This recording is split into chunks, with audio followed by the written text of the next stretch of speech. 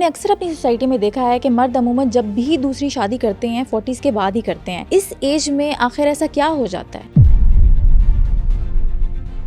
जब आप सेटल हो जाते हैं आमतौर पे, उसके बाद जो है आपको फिर ख्यालात आते हैं कि अब ये मैं डिज़र्व करता हूँ। अब अगर इस टाइम जो उसकी वाइफ है उसकी एक्सपेक्टेशन पे पूरा ना उतरे।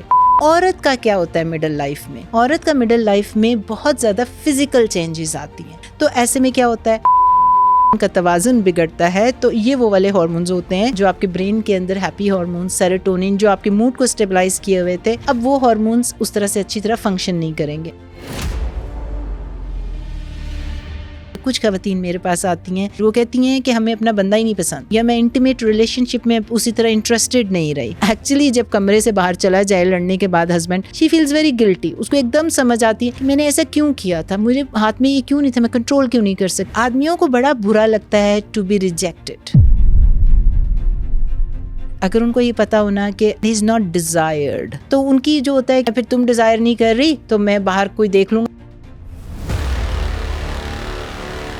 मिड लाइफ में जो अच्छे कपल्स भी आपस में डिवोर्सेस ले लेते हैं और उनको समझ नहीं आती कि we were having such a beautiful happy life. अब आके इस टाइम में क्या हो गया, हार्मोन क्या है, चाबी है, रिसेप्टर्स क्या है, ताला है। हर ताले को एक चाबी चाहिए, और जब वो चाबियां खत्म हो जाएंगी आपके पास तो ताले नहीं खुलेंगे। जब ताले नहीं खुलेंगे तो कमरे के अंदर जो खूबसूरत जवाहरात पड़ा हुआ है उस तक आपकी रीच नहीं होगी।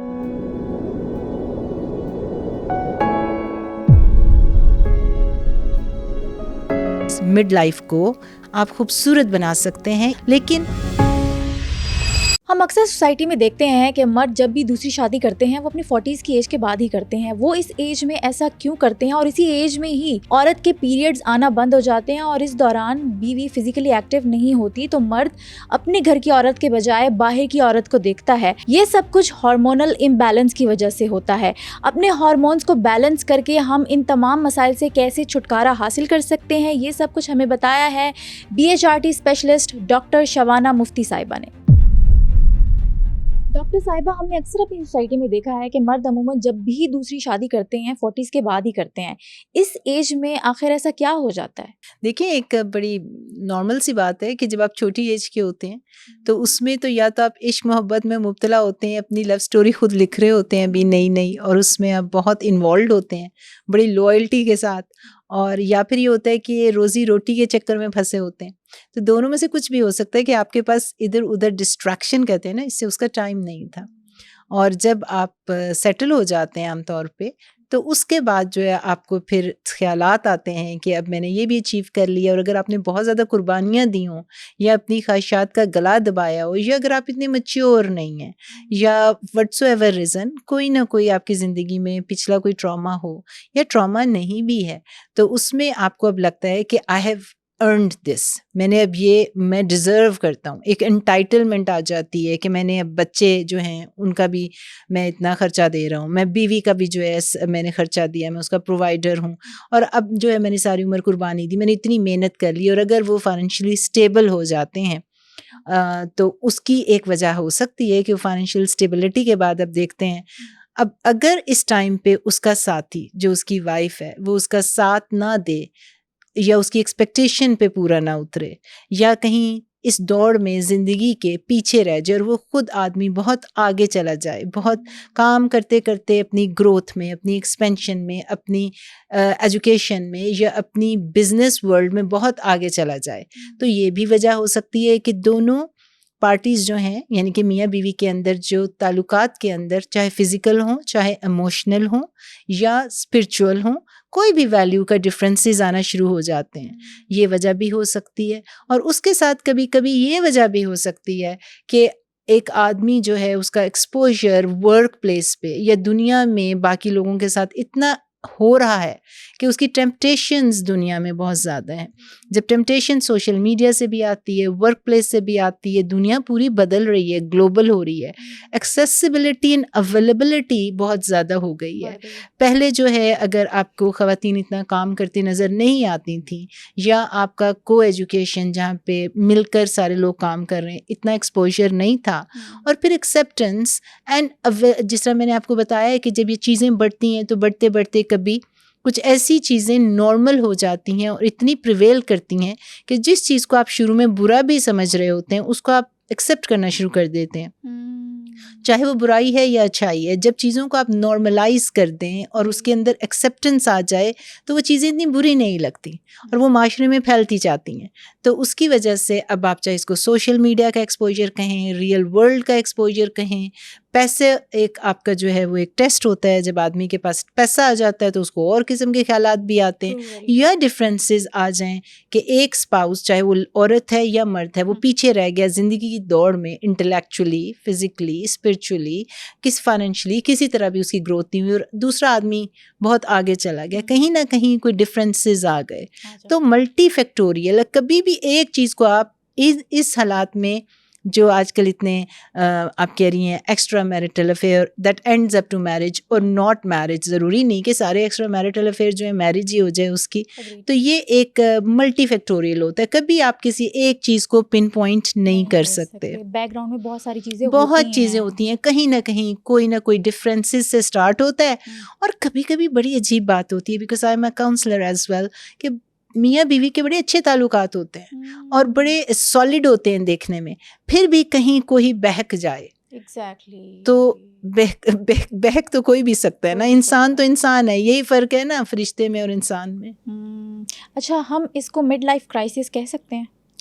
मिड लाइफ क्राइसिस क्या होता है? बाय डेफिनेशन हम इसको बड़ा हाइप अप वर्ड हमने बनाया हुआ है। मिड लाइफ का मतलब है मिडिल एज। मिडिल एज में क्या होता है कि you are sitting on a fence, जिसका ये मतलब है कि आधा तीतर आधा बटेर, यानी कि ना आप बूढ़े हैं पूरे तरीके से और ना आप पूरे तरीके से जवान हैं, आप एक मिडिल लाइफ में चले गए हैं। अब इसको हम डिसेक्ट करेंगे इनटू 2 कैटेगरीज, एक आदमी के लिए और एक औरत के लिए। औरत का क्या होता है मिडिल लाइफ में? औरत का मिडिल लाइफ में बहुत ज़्यादा फिजिकल चेंजेस आती हैं, क्योंकि खुदा ताला ने औरत की एनाटमी और उसकी बायोलॉजी डिफरेंट बनाई हुई है। जब वो मिडिल लाइफ में जाती है 40s में, तो उसके हार्मोन्स फ्लक्चुएट करते हैं। अब जो हार्मोन्स होते हैं वो एस्ट्रोजन, प्रोजेस्टेरॉन, टेस्टोस्टेरॉन, ये सारा मेडिकल साइंस है। जब तक आप औरत की हार्मोनल हेल्थ को नहीं समझेंगे, उसके अंदर होने वाली चेंजेस आप नहीं समझ सकते।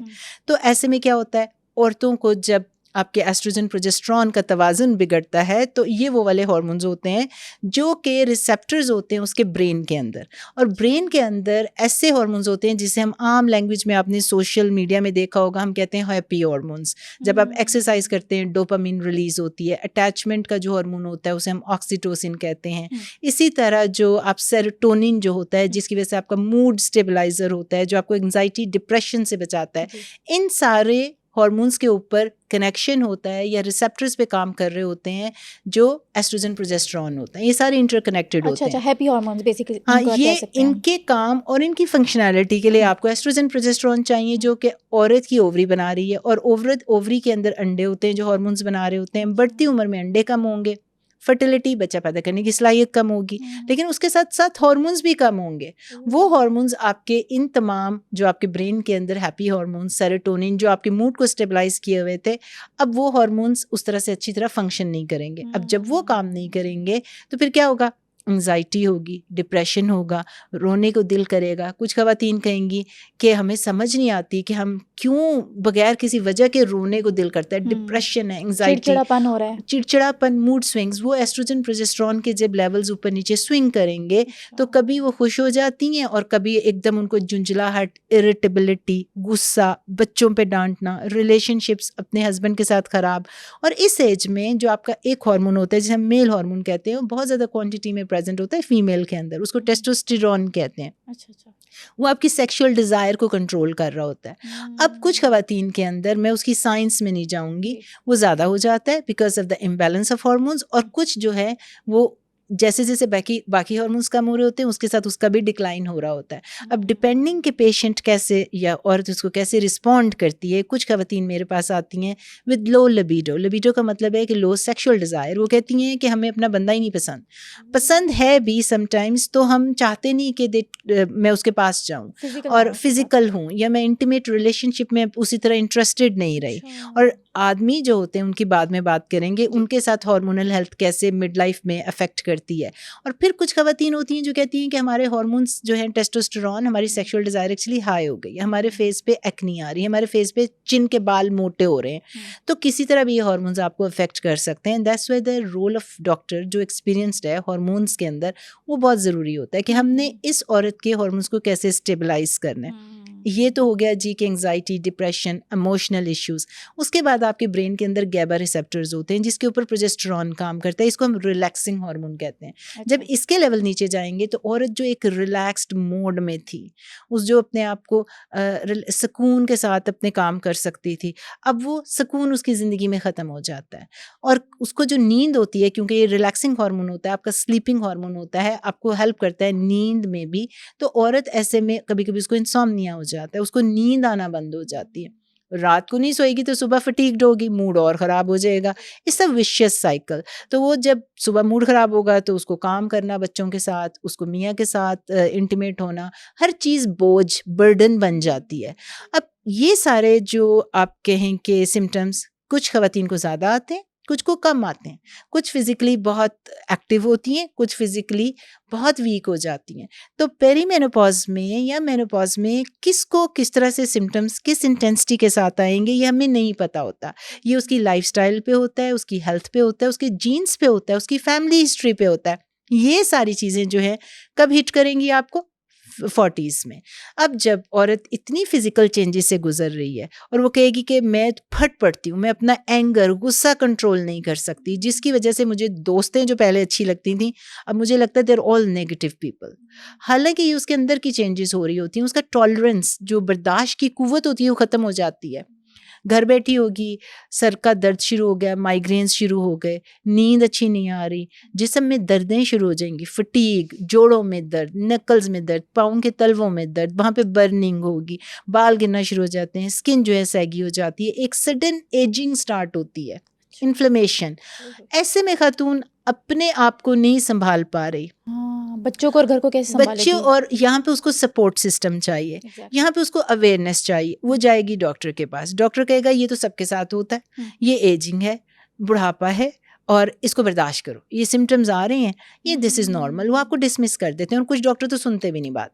मैं ये नहीं कह रही कि पाकिस्तान में, it is happening all over the world. ये जो वेव है जो हमें हार्मोनल हेल्थ की है, वो रिसेंटली ज़्यादा 5-6 साल में जो साइंस आई है, जदीद साइंस, कि कब हमने हार्मोन्स देने हैं, कैसे उनको स्टेबलाइज करना है, क्योंकि इन चेंजेस की वजह से जब आप इतने इमोशनली अफेक्ट हो रहे हैं, मुतासिर हो रहे हैं, उसके साथ आप फिजिकली इफेक्ट हो रहे हैं, उसके साथ आप सेक्सुअली इफेक्ट हो रहे हैं, आपके तमाम रिलेशनशिप मुतासिर होंगे, आप अपने आप को नहीं संभाल सकते, अपने रिलेशनशिप, बच्चों को डांटते। मेरे पास खवातीन आती हैं ऑफिस में आके कहती हैं कि मैं क्यों फट पड़ी, बात तो छोटी सी थी, उन्होंने कोई छोटी सी बात की थी, पहले मैं इसको हैंडल कर लेती थी, लेकिन अब काम पे मेरी लड़ाई हो जाती है, काम पे मुझे ब्रेन फॉग हो जाता है, मुझे याद ही नहीं रहता मैं क्या कहने वाली थी, मेरा क्या जुमला था, मैं कीज़ कहाँ रखी, मुझे चीज़ें भूलना शुरू हो गई हैं, मेरी प्रोडक्टिविटी कम हो गई है, तो बहुत मैं खतरनाक और है। 10 to 20% जो है काम अपना क्विट कर देती हैं, इस डर से कि वो एम्बैरेसमेंट हो रही होती है, क्योंकि कोई बताने वाला नहीं उनको कि these are the physical changes, medical changes जो आपके अंदर हो रही हैं। अच्छा, वर्क प्लेस पे लोग समझ रहे होते हैं कि बदतमीज हो गई है, चाहे बदतमीज हो गई शायद है, बूढ़ी हो रूड गई, हो गई है, हाँ। और चिड़चिड़ी हो गई है। हाँ। 10 to 20% जो है रिसर्च ने दिखाया है कि ऐसी खवातीन एम्बैरेसमेंट की वजह से, या उनकी प्रोडक्टिविटी ऐसे नहीं होती, या मेमोरी लैप्स की वजह से,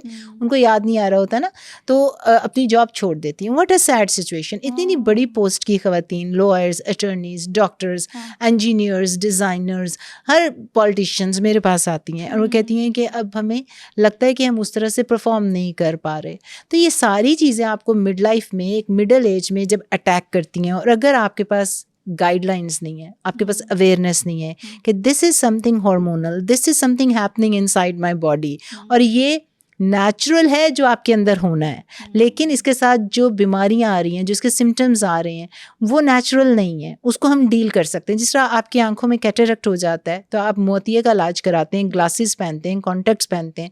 किडनी फेल हो रही हो तो किडनी ट्रांसप्लांट कराते हैं। अगर आपका थायराइड फेल हो रहा है तो थायरॉक्सिन की मेडिसिन देते हैं। तो ये भी उसी तरह से एक हार्मोन्स की डेफिशिएंसी है। जब हार्मोन्स देंगे तो उसको स्टेबलाइज कर सकते हैं। मसला ये है कि डॉक्टर्स भी डिसमिस कर रहे हैं, आप आपस में बात भी नहीं कर रहे, हाँ, कोई exactly. नॉलेजेबल बंदा कोई गाइडलाइन भी नहीं दे रहा, यू फील कि you are being dismissed, you are not being seen, you are not being heard, आपको कोई सुन नहीं रहा, आपको हाँ, समझ नहीं रहा। exactly. ऐसे में आपने किधर देखना, आउटवर्ड किसकी तरफ, अपने स्पाउस की तरफ, अपने हस्बैंड की तरफ। अच्छा, उल्टा यहाँ पे क्या होता है कि जो आदमी के टेस्टोस्टेरॉन होते हैं उसका एक बहुत स्टेबल ग्राफ चलता है। अच्छा, 20-30s में उसका टेस्टोस्टेरोन जरा पीक पे होता है, उसके बाद वो औरतों की तरह एकदम इस तरह फ्लक्चुएट नहीं करता, आहिस्ता आहिस्ता एज के साथ कम होता है, अनलेस समबडी इज मेटाबॉलिकली उसको बीमारी है या उसको कोई जीन्स में कोई change। टेस्टोस्टेरोन की बहुत ही डेफिशिएंसी है, वो बहुत कम परसेंटेज होती है। आमतौर पे जो हेल्दी एक्सरसाइज करने वाले नॉर्मल आदमी होते हैं उनके टेस्टोस्टेरोन के लेवल डिक्लाइन ज़रूर करते हैं,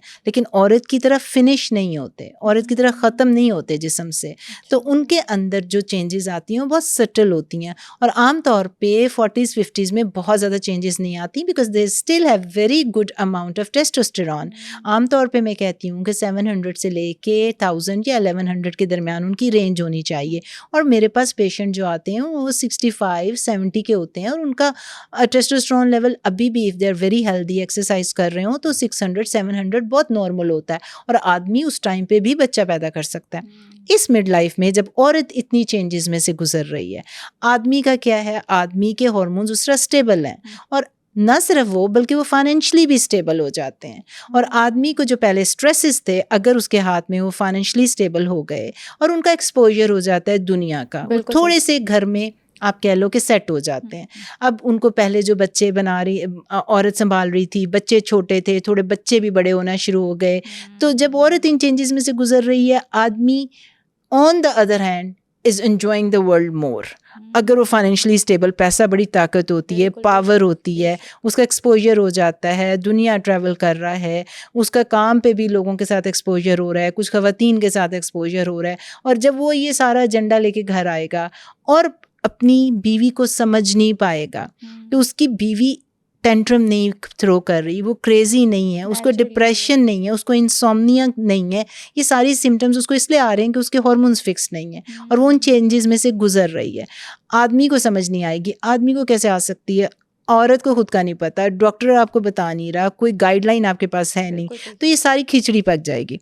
अब आप एक्सपेक्ट करेंगे कि मेरा आदमी मुझे सपोर्ट नहीं कर रहा, आदमी कहेगा मैं सुकून के लिए घर आता हूँ, सुकून घर में है नहीं, बदज़बान हो गई है, टेंट्रम थ्रो करती है, बदतमीज़ी कर रही है, लड़ रही है, झगड़ रही है, इसको पता नहीं क्या टेम्पर, बात प्यार से करो, लड़ने झगड़ने पे इसका गुस्सा आउट ऑफ कंट्रोल हो जाता है। और ये खातून एक्चुअली जब कमरे से बाहर चला जाए लड़ने के बाद husband, she feels very guilty, उसको एकदम समझ आती है कि मैंने ऐसा क्यों किया था, मुझे हाथ में ये क्यों नहीं था, मैं कंट्रोल क्यों नहीं कर सकी, मैंने उसको इमोशनली इंटेलिजेंटली जवाब क्यों नहीं दिया, मैं तो बड़ी मैच्योर औरत हूँ। बेसिकली वो लड़ना नहीं चाह रही होती, चाह नहीं रही होती, but sometimes it's not in her controls, because अब उसको हॉट फ्लैशेस हो रहे हैं, गर्मी लग रही है, पसीने आ रहे हैं, रात को सो नहीं पा रही, फटीग हो रही है, ये सारे फैक्टर्स एड अप हो जाएंगे, फ्रस्ट्रेशन एक्यूमुलेट होते होते होते फट जाता है, जिस तरह कुकर प्रेशर पड़ते पड़ते बैठ, अब ये रिलेशनशिप्स को अफेक्ट करेगा। आदमी जो है, मैंने आपको बताया, उसके टेस्टोस्टेरोन लेवल इतने नीचे नहीं गए, वो बच्चा अभी भी पैदा कर सकता है, ऊपर से वो फाइनेंशियली स्टेबल हो गया, उसका ऊपर से एक्सपोजर हो गया, उसको जब जितनी स्टेबिलिटी मिल जाएगी। और कुछ आदमी जो पहले अपनी सेहत का ख्याल नहीं रखते, वो ज़्यादा एक्सरसाइज शुरू कर देते हैं 40s में, वो फिर थोड़े से पहले से बेहतर हो जाते हैं, दिखने में भी बेहतर हो जाते हैं। दिखने आजकल उन्होंने बियर्ड रख ली हुई है इसमें छोटी हल्की फुल्की बात करते हैं, दाढ़ी रख लेते हैं, और उसकी वजह से वो चिजल्ड फेस नजर आना शुरू हो जाता है। औरत ऑन द अदर हैंड बेचारी दाढ़ी भी नहीं रख सकती, उसका कुछ छुप ही नहीं सकता, उसका बल्कि दाढ़ी के 2 बाल आ जाएं तो ज्यादा बुरे लगते हैं, और उसके सर के बाल गिर रहे होते हैं। और उसके बाद ये हंसने वाली बात नहीं, लेकिन मैं उसको बता रही हूँ कि होता क्या है।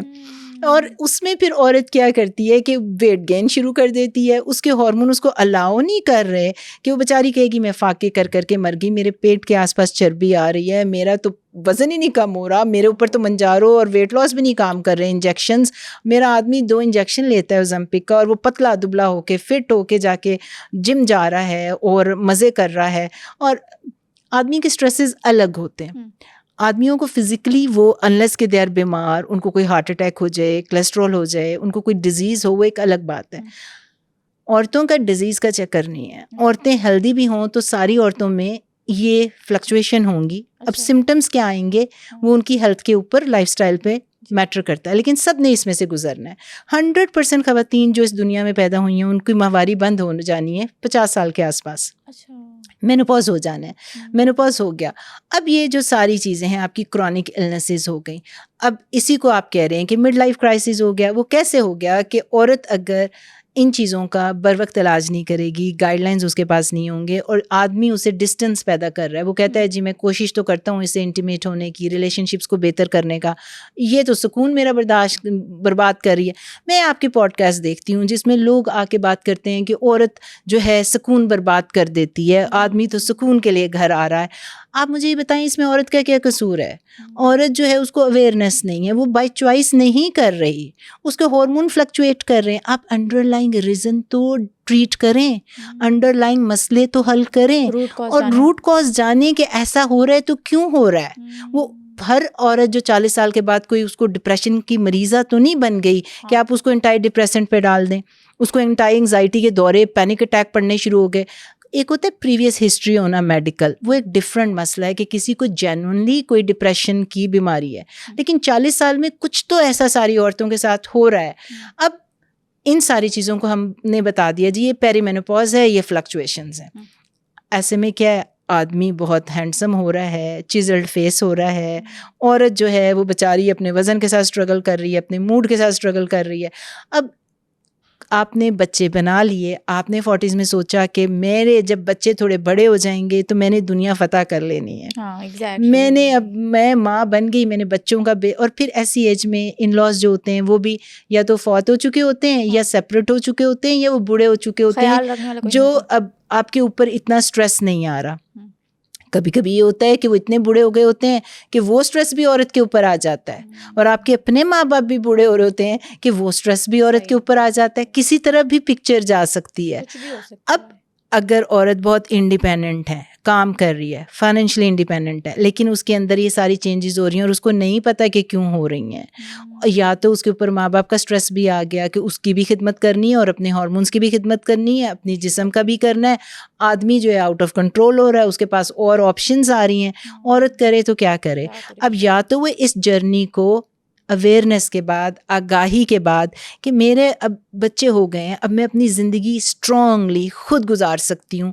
मुझे अगर ये पता चल जाए कि मैंने अपने हार्मोन्स को फिक्स करना है, मेरे में कोई बीमारी नहीं है, मैंने अपने लाइफस्टाइल को बेहतर करना है, मैंने आज से वर्जिश शुरू कर देनी है, अच्छी खुराक लेनी है, नींद को अच्छा करना है, सप्लीमेंट्स लेने हैं, ये सारी चीज़ें अगर उसको बता दी जाएं तो वो अपनी सेहत का ख्याल रख सकती है। और ये वो खूबसूरत टाइम है कि अगर आप इसको खूबसूरत बनाना चाहें तो दुनिया का सबसे खूबसूरत टाइम है, क्योंकि इसमें औरतें मैच्योर होती हैं विजडम के लिहाज से, उनको दुनिया का एक्सपीरियंस हो गया होता है, उनको ये पता होता है कि क्या चीज़ अच्छी है क्या बुरी है। अब उनमें वो मासूमियत तो होती है, औरत हमेशा से मासूम है, मैं बिलीव करती हूँ, वो उसकी खूबसूरती है, लेकिन साथ साथ दानिशमंदी आ जाती है। इस जर्नी को आफ्टर 40s मिड लाइफ को मैं आपका जवाब देने लगी हूँ, आप खूबसूरत बना सकते हैं। It doesn't have to be crisis, it has to be very productive, और आप इसको एक नया खूबसूरत जर्नी बना सकते हैं। लेकिन उसके लिए आपको सपोर्ट चाहिए, उसके लिए आपको सही मेडिकल नॉलेज चाहिए, उसके लिए आपको सही डॉक्टर चाहिए। उसके बाद ये सारी अवेयरनेस आपको नहीं, आपके स्पाउस को, आपके हस्बैंड को भी चाहिए।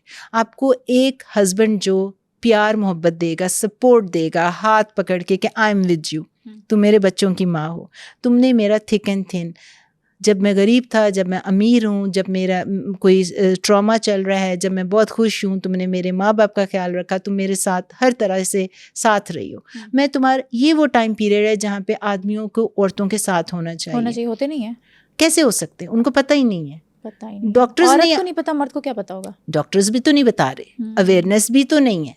तो उसमें क्या होगा, अब आदमी जो है वो एक दफ़ा ट्राई करेगा। आदमियों को बड़ा बुरा लगता है टू बी रिजेक्टेड, और आदमियों की ईगो जो होती है बड़ी छोटी सी, बहुत बड़ी होती है, लेकिन वैसे बड़ी वीक होती है। They don't want to be rejected. अगर उनको ये पता होना कि औरत उनको रिजेक्ट कर रही है and he is not desired, तो उनकी जो होता है कि मैं फिर तुम डिज़ायर नहीं कर रही तो मैं बाहर कोई देख लूँगा, मुझे औरत कोई भी डिज़ायर कर लेंगे, आई am a very desirable person. तो इस तरह की भी उसको वैलिडेशन घर से नहीं मिल रही तो बाहर मिलना शुरू हो जाएगी। तो अब इस सब में गलती औरत की है या फिर मर्द की है? गलती किसी की नहीं है, किसी की भी गलती नहीं है लैक ऑफ एजुकेशन की, हाँ। गलती है लैक ऑफ अवेयरनेस की, गलती है कि आपके पढ़े लिखे लोग भी तहकीक नहीं करते और रिसर्च ओरिएंटेड नहीं हैं।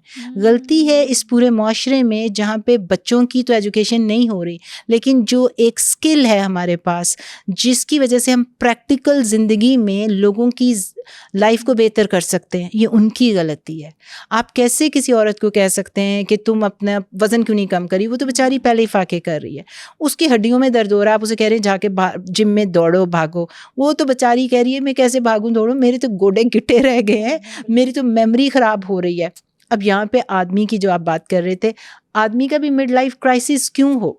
Crisis is a word which you are making up because आप उसको नेगेटिव कॉनोटेशन, नेगेटिव जगह पे लेकर जा रहे हैं। अगर यही चीज़ आप पूरे सिनेरियो को पॉजिटिव कर दें कि पॉजिटिव इस तरह से कि आदमी को भी अवेयरनेस हो जाए और उसे पता हो कि मैंने अपनी वाइफ का साथ देना है, औरत को भी पता है कि मैंने अपनी ट्रीटमेंट लेना है, मैंने अपनी सेहत को सही करना है और इस समथिंग विच जिसका मुझे कंट्रोल है। जब दोनों को अपनी अपनी जगह का, अपनी मेडिकल इश्यूज़ का पता चल जाएगा और intimacy, physical relationship, sexual relationship, emotional relationship पे दोनों मिलकर काम करेंगे एज अ टीम वर्क। पहले भी तो टीम वर्क था ना जब बच्चे बना रहे थे, और तब भी तो आपकी कोई शादी का आपस में जो कंपैटिबिलिटी थी। कुछ लोगों का तो जो होता ही ना कि अब्यूसिव हस्बैंड होते हैं, नार्सिसिस्टिक होते हैं, या आपस में टॉक्सिक रिलेशनशिप होता है जवानी में, दैट्स अ डिफरेंट टॉपिक। हम सिर्फ बात कर रहे हैं मिड लाइफ में जो अच्छे अच्छे कपल्स भी आपस में डिवोर्सेस ले लेते हैं, उनकी आपस में नपती नहीं है और उनको समझ नहीं आती कि we were having such a beautiful happy life, अब आके इस टाइम में क्या हो गया कि एकदम क्राइसिस हो गया। अगर आप इस क्राइसिस को प्रोडक्टिव कर दें with the complete understanding of medical science and research के हमने इसमें से मिल के आगे गुजरना है, तो उसमें क्या होगा, ये वो टाइम है जब आप मेंटली फ्री हो जाते हैं। जो मेंटल फ्रीडम होती है वो बड़ी खूबसूरत होती है। फिर आप अपने करियर को टाइम देते हैं, बच्चे बड़े हो गए हैं, आपको स्कूल लेके जाना और काफ़ी किस्म की आज़ादियाँ आ जाती हैं आपके पास। फिर आप ट्रैवल कर सकते हैं, आप अपनी बुक्स पढ़ सकते हैं, बुक लिख सकते हैं। आपके जो ख्वाब थे अधूरे ज़िंदगी के, जब वो आप बच्चों की वजह से या फाइनेंशियल रिस्ट्रेंट्स की वजह से कि आपके पास पैसे नहीं थे या इन लॉज का बर्डन था या माँ बाप का बर्डन था, उसकी वजह से जो अधूरे ख्वाब आपने छोड़ दिए थे उनको आप कंप्लीट कर सकते हैं। आप कंप्लीटली एक स्ट्रॉन्ग एम्पावर्ड वुमेन बन सकते हैं अगर आपको इन चीज़ों की और इस सोशल इशू की अंडरस्टैंडिंग हो जाए तो। It doesn't have to be a crisis. It can be very productive and beautiful life. The only thing what you need is the right knowledge, right doctor, right people around surrounding you.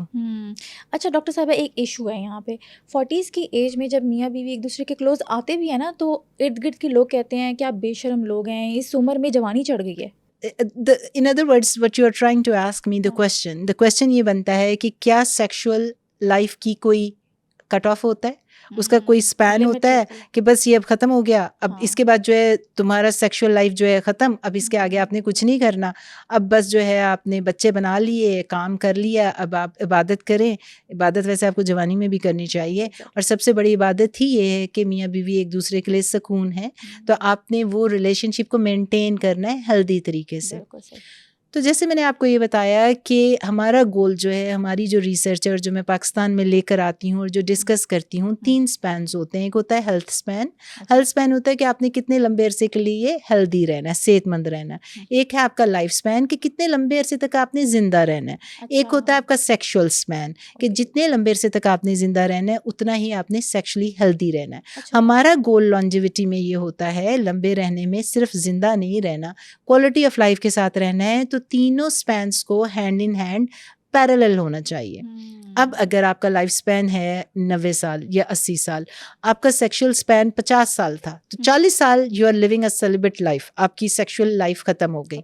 या अगर आपका physical span जो था, health span, वो सिर्फ 60 तक था, healthy रहे आप, और उसके बाद आपके फ्रैक्चर हो गया, आपको दिल का दौरा पड़ गया, आपको कैंसर्स हो गए, आपका जो है मेमोरी लॉस हो गया, अल्जाइमर डिजीज़ हो गया, तो अब आप 20 साल 60 साल में अगर आपको ये हेल्थ स्पैन ख़त्म हो गया तो बाकी 20 साल 70-80 साल जो आपकी अगर एज थी तो उस 20 साल में आपने बीमारियों के साथ ज़िंदा रहना है, व्हील चेयर पर ज़िंदा रहना है, किसी और के ऊपर बर्डन बन के ज़िंदा रहना है।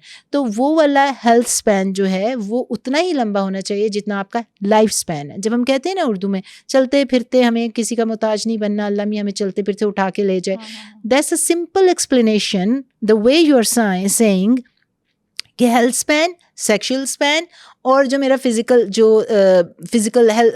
लाइफ स्पैन है वो इक्वल होना चाहिए। तो हमारा यही गोल होता है क्योंकि यही तीनों चीज़ें हैंड इन हैंड चलती हैं। सेक्सुअल लाइफ या जो सेक्सुअल हेल्थ होती है आपकी, ये बिल्कुल गलत कॉन्सेप्ट है कि बुढ़ापे में ख़त्म हो जाती है। इंटेंसिटी या फ्रीक्वेंसी कम हो सकती है उसकी, लेकिन उसकी भी अंग्रेज़ी में उसे कहते हैं यू यूज़ इट और यू लूज़ इट। अगर आप बहुत पहले मेंटली अपने आप को ये कह दें कि जी अब हमने क्या करना है, तो वो तो आपकी 40 की औरत 30 की औरत भी कह सकती है कि अब क्या करना है जी। उसके अंदर आपने मल्टी फैक्टोरियल अगैन के नफ्सियाती मसले तो नहीं है आपके, आदमी के हार्मोनल इश्यूज़ तो नहीं है, क्योंकि जो सेक्सुअल लाइफ होती है इसमें नफ्सियाती जो है वो बहुत ज़्यादा रोल होता है। Number 1 factor, do you even like your partner और नॉट, कि अगर आपको पार्टनर ही नहीं पसंद तो आप को सेक्सुअल लाइफ कैसे आप उसको एंजॉय भी कर सकते हो। और ये सेक्सुअल लाइफ मेडिकल फील्ड है। हम इसको पाकिस्तान के अंदर, मैं कुछ पॉडकास्ट करती हूँ, उसको वो एक जिनसी नॉवेल की तरह या जिनसी मूवी की तरह उसको वो रंग चढ़ा देते हैं कि you can't even talk about it in a medical way. वो अपने टीआरपी को बढ़ाने के लिए वर्ड ऐसे इस्तेमाल करते हैं, उसको ऐसा मसाला लगा देते हैं कि वो अच्छी खासी साइंटिफिक बात को इतना गंदा रंग दे देते हैं कि आई फील कि मैं भी एज ए डॉक्टर, मैं तो हूँ American board certified gynaecologist, I have been practising for years. मेरा तो काम ही है कि day in day out I talk about sexual life, I talk about physical औरत की हेल्थ और उसका पूरे जो उसके private areas, I take care of that. Like and यहाँ पे इतना वो रंग उसको चढ़ा देते हैं, टर्मिनोलॉजी, सिलेक्शन ऑफ वर्ड इतनी गलत करते हैं कि आई फील एम्बैरेस्ड। तो एक आम खातून, एक मिडिल की क्लास की खातून जो घर में बैठी है, वो कैसे आपसे सेक्सुअल लाइफ की बात कर सकती है? वो कैसे अपने हस्बैंड को अपनी नीड्स बता सकती है? वो कैसे किसी को बताएगी कि व्हाट डू आई फील? उसके साथ इतना बड़ा टैबू, इतना बड़ा स्टिग्मा, उसके साथ इतना बड़ा सोशल इशू, उसका शील फील वेरी एम्बैरेस्ड। आप अपना मेनोपॉज किसी के साथ डिस्कस नहीं कर सकते, सेक्सुअल लाइफ तो बहुत दूर की बात है। आदमी के लिए आप टेस्टोस्टेरोन बना के बैठे हुए हैं, उसका इरेक्टाइल डिसफंक्शन उसकी मर्दानगी के लिए ज़रूरी है। और औरतों की बात आती है तो आप उनको हार्मोन्स तक जो उनकी हेल्थ के लिए एब्सोल्युटली नीडेड, जिसके पीछे इतना ज़्यादा रिसर्च है, साइंटिफिक स्टडीज़ आगी हुई हैं, वो आप ख़वातीन को फ्राहम नहीं करते। वो आप कह देते हैं जी कि औरतों का तो ठीक है, ये नेचुरल है, बस ऐसा ही होना है, सबके साथ होना है, तुमको ये नौखी तो नहीं हो। हमारी दादी नानी भी तो 60-70 साल तक रही थी और वो सेहतमंद थी। What a wrong concept. अगर आप सही साइंस की स्टैट की बात करें और आप you go back in time 100-200 years ago, तो आपकी दादी नानी तो जो है 44 मैक्स उनकी लाइफ एक्सपेक्टेंसी थी। उसके बाद इतने एपिडेमिक्स आ गए, बच्चे पैदा करके औरतें मर जाती थीं, इतने इन्फेक्शन हो जाते थे। अगर कोई चीज़ कोई ग्राफ से बाहर, इसको हम मेडिकल टर्मिनोलॉजी में कहते हैं आउटलायर, कोई 1-2 जिंदा रह भी गए because of the healthy life, ये जेनेटिक्स बहुत मैटर करते हैं इसमें। तो it's not representing the whole community। जब हम कम्युनिटी की या सोशल एस्पेक्ट्स की बात कर रहे होते हैं तो आप एक जो सैंपल लेते हैं वो एवरेज सैंपल लेते हैं, चीदा लोगों को नहीं लेते कि मैंने बिलियनर पकड़ लिया 1%, बाकी तो आपकी रूरल या आपका जो आम बंदा है उसकी बात करें, आम औरत की बात करें कि वो किस मुसीबत में से गुजर रही है। बिल्कुल। और जब औरतों का हार्मोनल इम्बैलेंस होता है तो वो साइकियाट्रिस्ट के पास जाते हैं, उनको लगता है हम शायद पागल हो गई हैं। जी, इसके ऊपर जैसे मैंने आपको बताया कि आपके जितने भी रिसेप्टर्स होते हैं पूरे जिस्म में होते हैं, एस्ट्रोजन के, प्रोजेस्टेरॉन के, टेस्टोस्टेरॉन के, तो आपके हेड टू टो खुदा ताला ने औरत को सलाहियत दी है कि वो सारे रिसेप्टर्स के ऊपर उन हार्मोन्स ने काम करना है।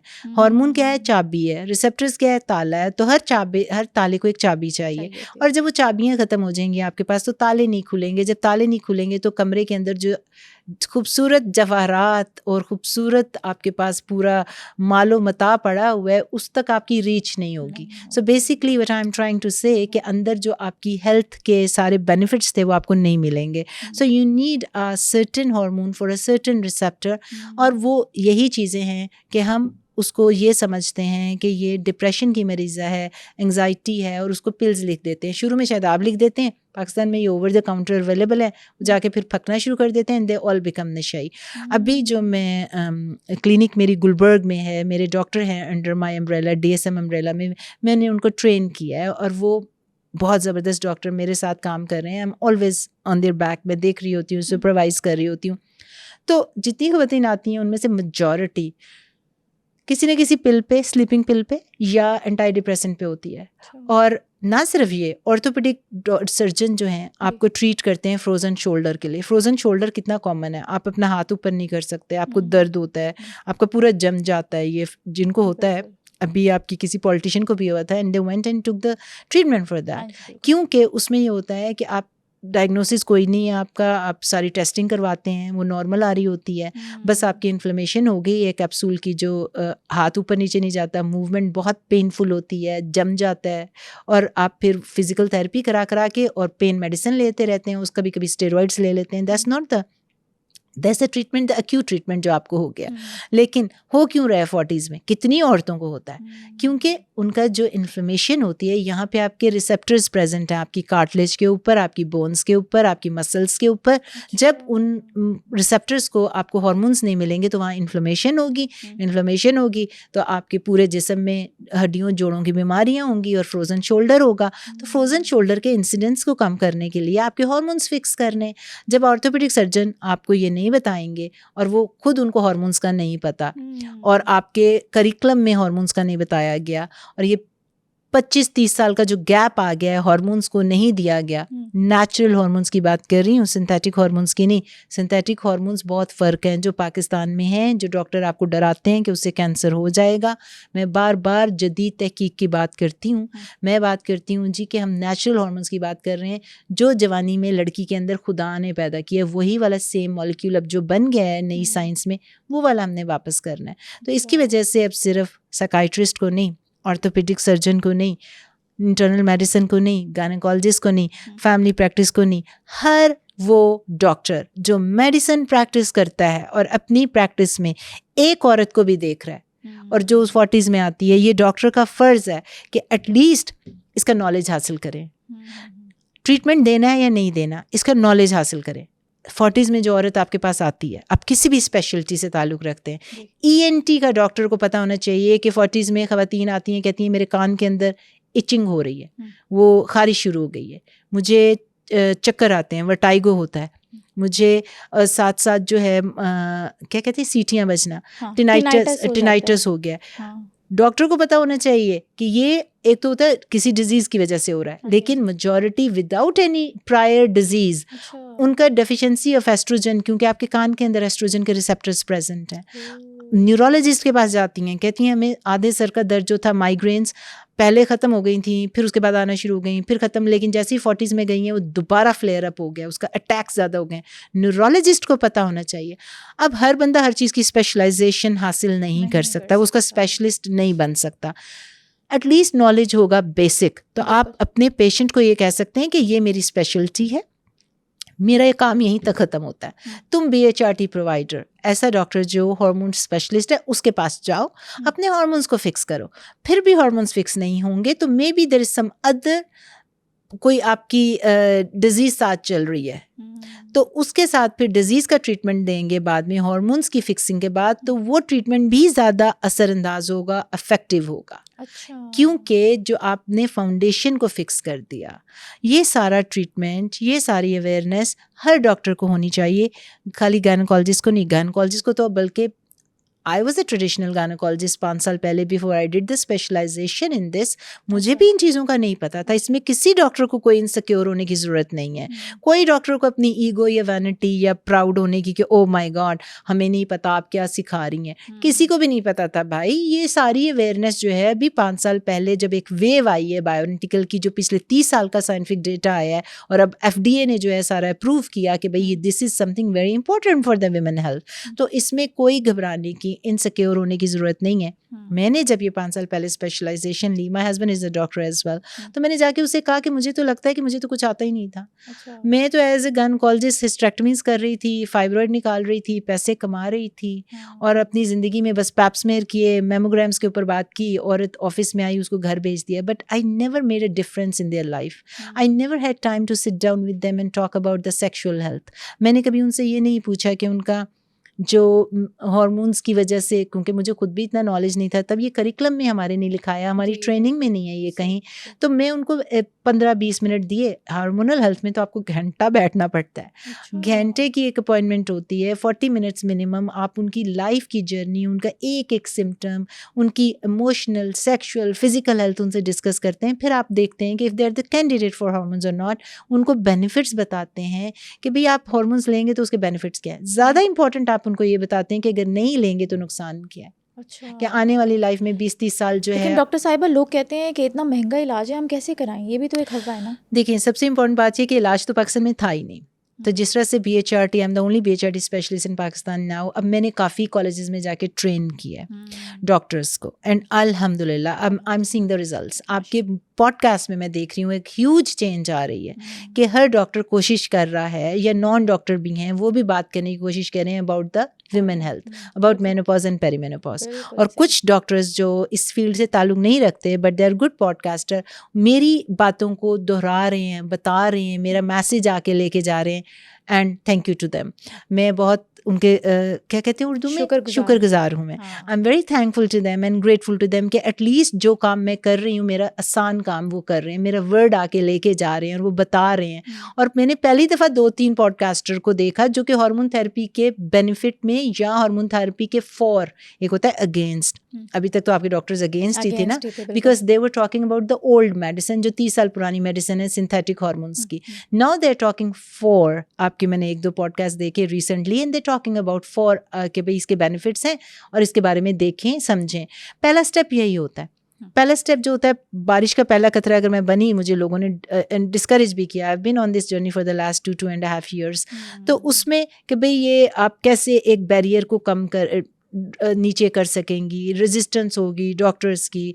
मैं आप यू आर इन USA, यहाँ का माहौल ज़रा डिफरेंट है, थोड़ी सी हायरार्की है, थोड़ा लोगों ने अपना मोनोपलाइज किया हुआ है। मैंने कहा नहीं जी, मैं जिस मकसद के साथ आ रही हूँ, मेरा एक दिल प्योर है, मैं कुछ हासिल करना चाह रही हूँ, क्योंकि नीयत साफ है, नीयत साफ है अल्हम्दुलिल्लाह। क्योंकि वरना मैं why would I be living dollars which I am making so much money there. तो मुझे, मेरा हस्बैंड भी वहाँ सेटल्ड है, मैं वहाँ सेटल्ड हूँ। अब मुझे कुछ अपनी ज़ात के लिए बढ़कर, लोगों के लिए कुछ मीनिंगफुल लाइफ, कोई प्रोडक्टिव लाइफ, आखिरत के लिए basically I am trying to say कि मैं कुछ करना चाहती हूँ। और फिर मेरी अम्मी टीचर, अल्लाह मियां उनको जन्नत नसीब करे।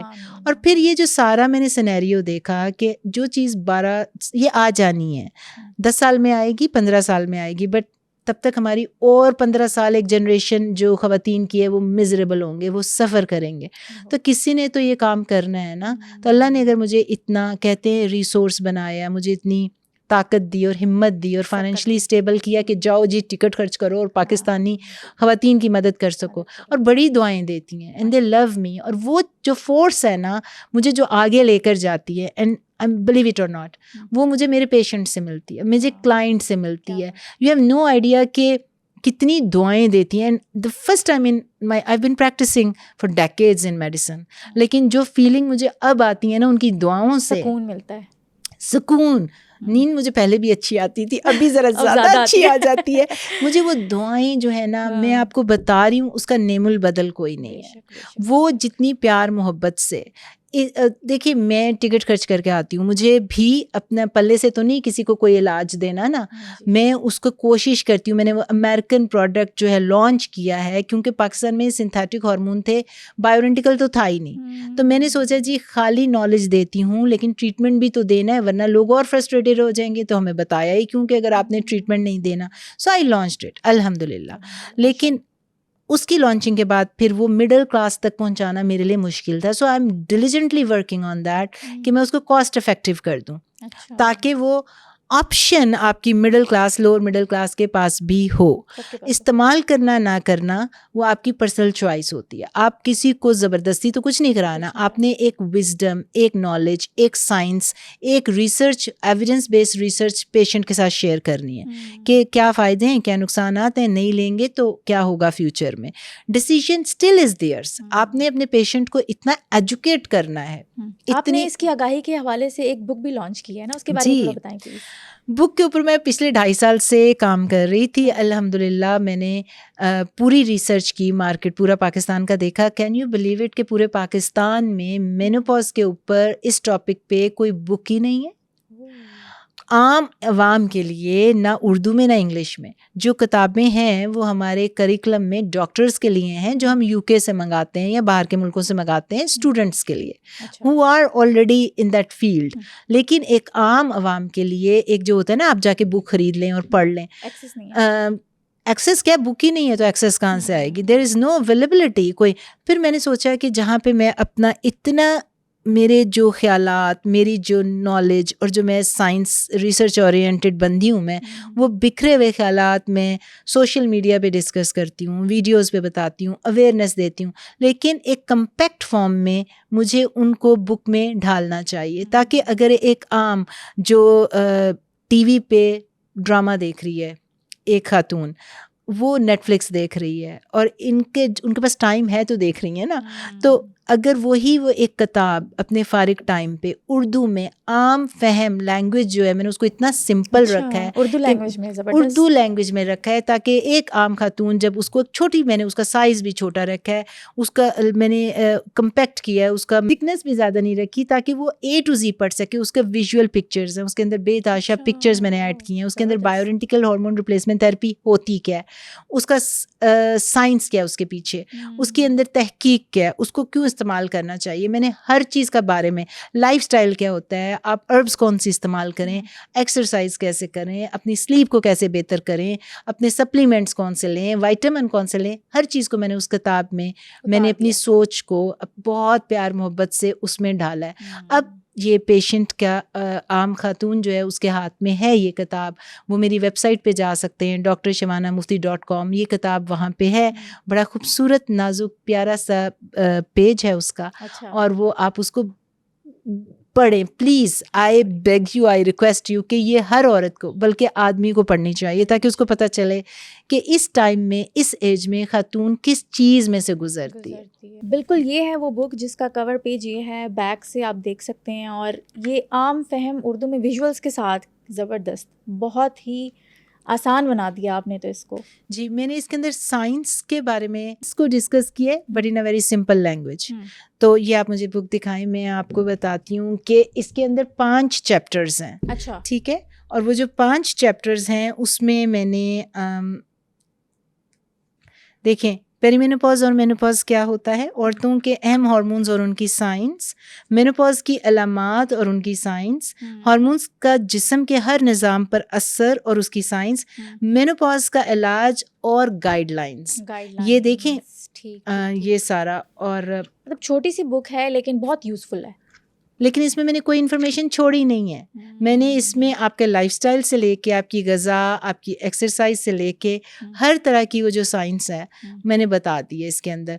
आप मेरे सोशल मीडिया से मुझे देखते हैं कि मैं रिसर्च की बंदी हूँ, हर चीज़ आपको बताती हूँ। इसलिए मैं कहती हूँ कि मेरे पेशेंट के पास जो है ना, वो उनके पास इतना नॉलेज का ख़जाना आ गया हुआ है कि वो मेरे पास आके कहते हैं हमने अपने जाके डॉक्टर से बात की थी। अब जो डॉक्टर है वो इंशाल्लाह वो भी पढ़ रहे हैं जिस तरह मैंने जाके पढ़ा है। You just need to make an extra effort. आपको पैशन होना चाहिए, आपको हीलर होना चाहिए मोर देन अ डॉक्टर। आप ज़िंदगी में फ़र्क डालना चाहते हैं, और जब वो फ़र्क डालते हैं तो जो दुआएं मिलती हैं उसका अपना ही नशा है। Thank you so much. जी बहुत बहुत शुक्रिया आपका। और जिस तरह से आप ये थ्रू योर एजुकेशनल प्लेटफॉर्म अपने सोशल मीडिया के प्लेटफॉर्म से लोगों में अवेयरनेस दे रही हैं, ये भी सदका जारी है। और आपके लिए भी बहुत दिल से दुआएं। Thank you so much. Allah Hafiz. Thank you. सुनो पॉडकास्ट के बहुत से ऐसे व्यूवर्स हैं जिन्होंने अभी सुनो डिजिटल चैनल को सब्सक्राइब भी नहीं किया, और अगर आप समझते हैं कि मेरे इस पॉडकास्ट से आपने कुछ सीखा या फिर समझा, तो अभी सुनो डिजिटल चैनल को सब्सक्राइब करें ताकि मैं इसी तरह का वैल्यूएबल कंटेंट आप सब लोगों के लिए लाती रहूं।